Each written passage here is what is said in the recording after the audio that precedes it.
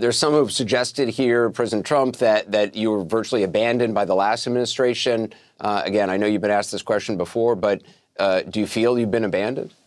We don't feel abandoned. We don't feel stuck. We don't feel stranded. I understand why others may think that. We come prepared. We come committed.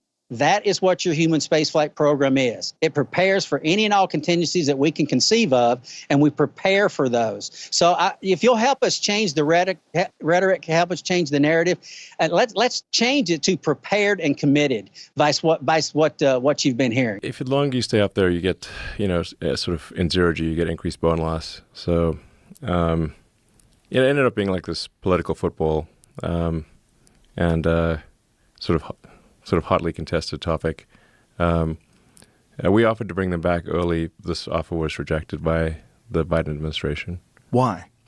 For political reasons. That's so crazy. There's no way that they're going to make anyone who's supporting Trump look good. Wow.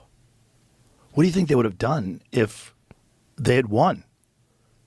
How would they get those people back? No, they can only get them back with a SpaceX spacecraft. But they pushed the return date past the inauguration date. Wow. Yeah. So they would have let you do it, but after the wow. And so it would have been them authorizing you. Well, there isn't anyone else to do it. NASA can't get them. Only the SpaceX Dragon spacecraft is the only one that is considered safe enough to bring them back. Our first question comes from Marcia Dunn with the Associated Press. Hi, I'm hoping you can hear me. For Butch and Suni, what's it like to wake up one day in space and find yourself in the center of a political story? I'm referring to the comments a month ago made by President Trump and Elon Musk regarding your return.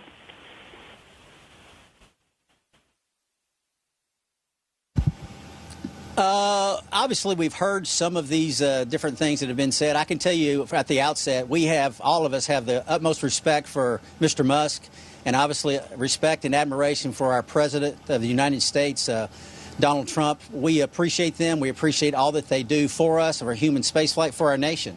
And we're thankful that they are in the positions they're in.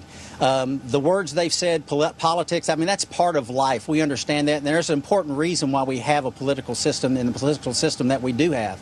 And we're behind it 100%. We know what we've lived up here. We know the ins and outs and the specifics that they may not be privy to. And I'm sure that they have some issues that they are dealing with, information that they have that we are not privy to. So when I think about your question, that's part of life. We are on board with it. We support our nation. We support our nation's leaders, and we're thankful for them.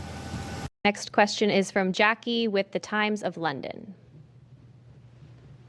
Hello, and thank you. I'm sorry if this is a really frustrating question because I know there's so much good work done on this mission, but there has been a fictitious narrative woven around it by prominent people who are hard to ignore.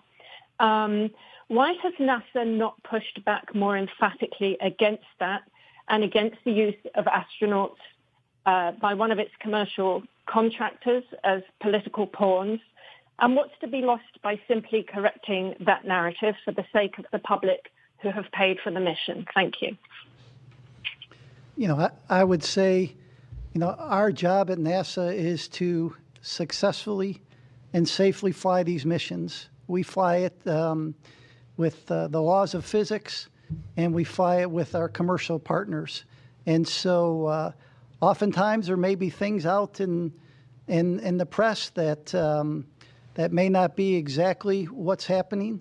And our job is to fly these missions, and regardless of what you read in the press, our job is to fly successful missions, safe missions, and do the science we do on board the International Space Station. I mentioned this year 25 years of continuous crew presence on board later this year, the International Space Station. And we do about 150 experiments every expedition we fly. So think about it, every 6 months.